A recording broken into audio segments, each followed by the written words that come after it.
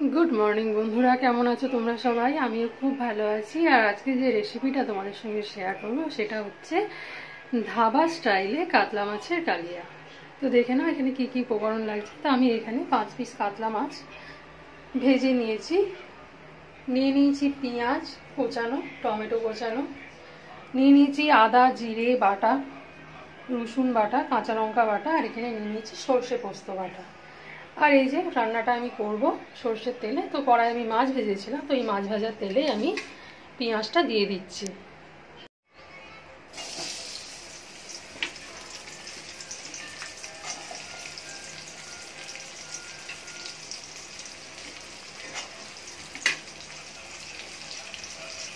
পেঁয়াজটা ভালো করে ভেজে নেব। পেঁয়াজটা ভাজা হয়ে গেছে, এবার টমেটো কুচিটা দিয়ে ভালো করে ভেজে নেব।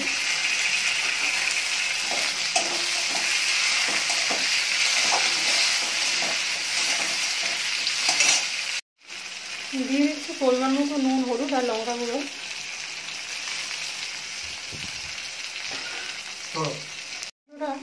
ভালো করে টমেটোটা ভালো করে ভাজা হয়ে গেছে। তো এরপর দিয়ে দেবো বেটে রাখা আদা রসুন আর কাঁচা লঙ্কা জিরে।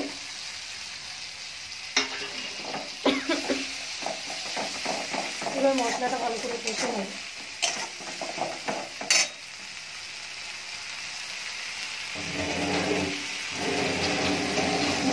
সামান্য একটু জল।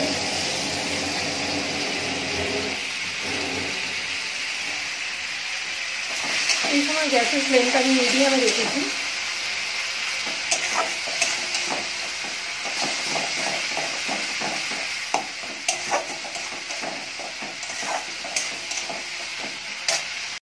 বন্ধুরা এখানে মশলাটা আমার ভালো করে কষানো হয়ে গেছে। এবার আমি দিয়ে দেবো বেটে রাখা সরষে পোস্ত।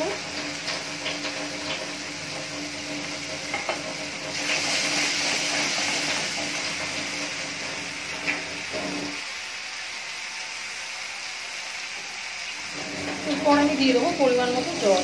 আমি যে অনুপাতে গ্রেভি রাখবো আমি জলটা সেই অনুপাতেই দিলাম।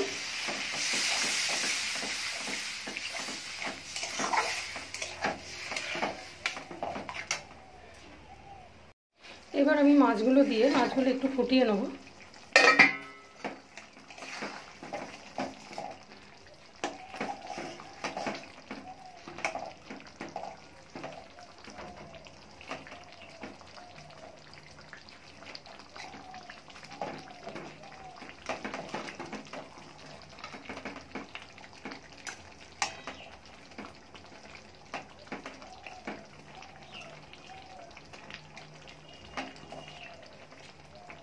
বন্ধুরা আমি নামানোর আগে এখানে গরম মশলা ব্যবহার করব না। আজকে যে মশলাটা ব্যবহার করব সেই মশলাটা দিলে এই রান্নাটা একদম ধাবা স্টাইলে লাগবে খেতে।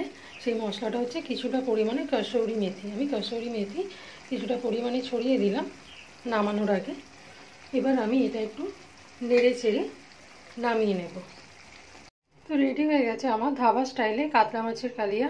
তোমরাও এইভাবে বাড়িতে বানিয়ে দেখবে, আশা করি ভালো লাগবে। আর যদি এই রেসিপিটা তোমাদের ভালো লেগে থাকে তাহলে প্লিজ একটা সাবস্ক্রাইব করো, লাইক করো আর কমেন্টে অবশ্যই জানিও।